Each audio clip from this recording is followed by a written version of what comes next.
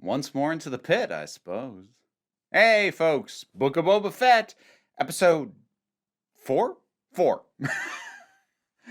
Days are bleeding together lately. Man, I tell you. Okay, it seems like, and unless they're going to pull a surprise out of the box, it seems like we might be done with the flashback material because it feels like we've accounted for everything that needed to be accounted for by the flashbacks.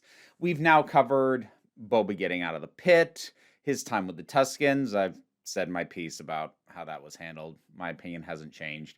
Him meeting up with Fennec. It's a little bit, I don't know.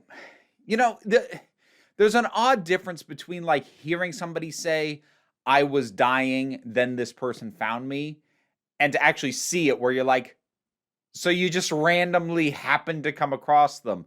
I don't know. It's somehow less believable seeing it. That might be one of the few cases where tell don't show is actually the better way to go. Just because seeing it, it's like, boy, that's a massive coincidence. Hearing it, I don't think about it as much. Maybe that's just me. I don't know. So we've got that.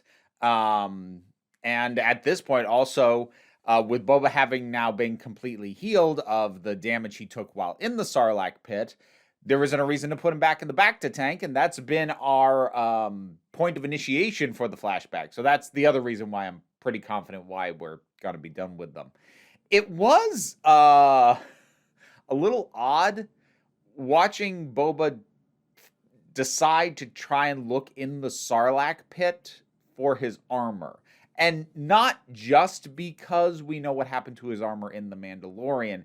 I mean, because in this show itself, we saw his armor get stripped off him by Jawas. Now, I can kind of buy that, like, he doesn't, like, that's a haze, and he doesn't really remember that happening. But at the same time, it does mean that I, as a viewer, am going, you're wasting your time. Dude, you're wasting your time. You're wasting your time. That said, there was good tension when they were just staring down the pit, and it kind of reemphasizes my dislike of the beak because, the beak, it turned it into much more of a standard monster, but when they were just staring down this thing, and it's just teeth and goo and death, it was unsettling. Like, legitimately.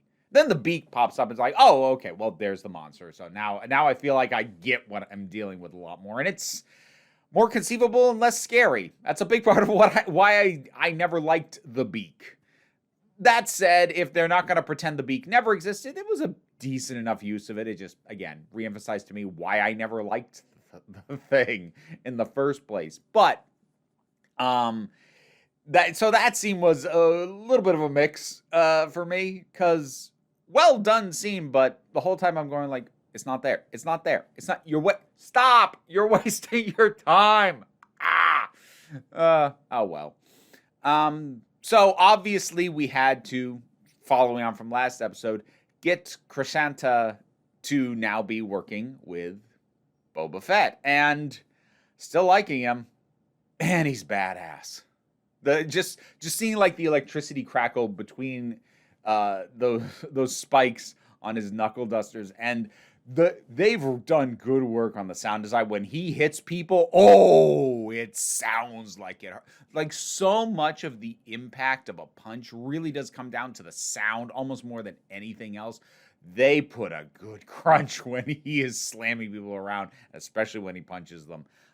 I am digging him quite a bit. It is funny to me, and like, granted, this is my own thing because of how limited my taking in of the non-movie Star Wars material I do, but I am enjoying seeing a Wookiee who is reminiscent of, in terms of general added, like, I'm seeing little things that, like, okay, I recognized like a little bit of the temper that Chewbacca has, but like, this is cranked up. This is definitely a different sort of thing than Chewbacca has going on, and it's nice to see that contrast. I am enjoying it. And I'm continuing to like how Boba Fett is approaching being the Daimyo in a way that is kind of throwing everybody off. not always actively, but like you could kind of sense around that negotiating table when he says, look, you don't want to help me take out the Pikes, that's fine. Just pledge to me that you won't help them when they come to you. And there's sort of this, they're looking at each other like, really, is that all? And just, I'm continuing to enjoy the fact that while he is aware of this kind of underworld, because he's worked in it, he's always been a little bit outside of it, because he was always an independent contractor. So now him actually running it, his approach to things in general is just off enough that everyone who like truly knows what this underworld is supposed to be like, or at least what they're used to it being like, they're a little bit like, okay, that's a little different. All right. And I'm digging that. It was good to, get more time with Fennec. I've kind of been missing that from her, because like Ming-Na Wen is, gosh, she's a badass. Like, she could just stand there and just sort of look at a character, and you're like, oh God. If I was that person, I think I would try and melt into the floor right now. She projects such strength, just freaking standing there. I really do. I do dig her. And she was, during the seasons when I did watch, she was one of the things that kept me going into Agents of S.H.I.E.L.D. for as long as I did stick with it. She wasn't enough to get me to keep sticking with it past the point where I bailed, but like I've come to really appreciate just her screen presence, and I'm always up for more of her. The other thing I actually did, this is kind of a side note, because this feels largely like a wrap up and setup episode, because it's wrapping up and tying off the last of the flashback stuff and setting up for the confrontations with the Pike. So like there isn't that much to talk about with this episode, truth be told. It's solid enough, but this is one of those moving the pieces around the board kind of episodes, as opposed to anything actually significant happening. But I took the time, because I did start it up again, but I still haven't finished, largely because I'm always buried in other stuff. I still haven't finished the second season of The Mandalorian. But I did look up like Boba Fett scenes in particular, and am now recognizing some of the things that I have already seen in the book of Boba Fett that are references to that, or even callbacks to it. So like the bomb that got dropped out of Slave One down into the Sarlacc, that was something that was seen in The Mandalorian, which I didn't realize when I initially watched this episode. And the reason I looked it up was when I realized that the clip of Boba Fett shooting Bib Fortuna, that was taken in such a way, like that's an existing clip. They didn't shoot that for this. I'm like, I bet that was in The Mandalorian. And so I went and looked it up. And while I still feel Book of Boba Fett works without having seen that, and actually based off some people's comments, I think I'm actually enjoying this more for not having seen all of Mandalorian Season 2 yet.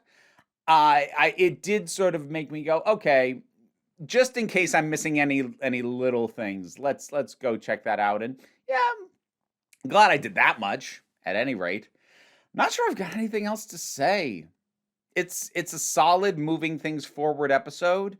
It's not mind-blowing, no particularly superb moment. Although I will say I did actually really like the casino owner trying to talk down Krrastan, and like almost seeming like she's gonna manage to do it. First of all, I like that she even tried. I like that she did it well enough that she did at least stay his hand for a little bit. And I also really loved that afterwards, he rips the guy's arm off, walks out, and Boba Fett just turns to this woman and is like, it was worth a shot. I love that. I love that, like, she was just in a situation where she was trying to talk down someone who could just reach over and rip her head off, and she didn't even succeed, and ultimately she's like, what you gotta do? Again, it's sort of that very casual living in a very dangerous world. And it's not that, like, she doesn't understand the danger that she's in. She's like, this is my life. This is what I deal with. Whatever. I like that. I always like that. I mean, I talked about it with the Hawkeye series, how much I liked the Tracksuit Mafia, the sort of punch card villainy. Like, this is just our job. It's just what we do. I always enjoyed that. So that was a good touch. And like, it's a fairly minor thing. Again, not a ton of substance in this one. Hopefully it's setting up for things to kick off a little bit harder next time. We will see. Book of Boba Fett, episode 4. What'd you think? Whatever your thoughts are, drop something down in the comments. Let's talk about it. Like, share, subscribe, usual stuff. I got Patreon. I'll also link in the description, plus links to the other things that I do, like Twitch and Twitter and TikTok, etc., etc., etc. Don't worry about it, though. Take a relaxed attitude around here, so you can just come on back next time you need a break. Thanks for sticking around into the credits. None of this would have been possible without my Patreon supporters. In particular, I want to thank Robin Powell, Tracy Scrabbit, Vincent Paul Bartolucci, Robin Moore, Shayla Gourlay, and Bookworm. Thanks for keeping this going. And to everybody,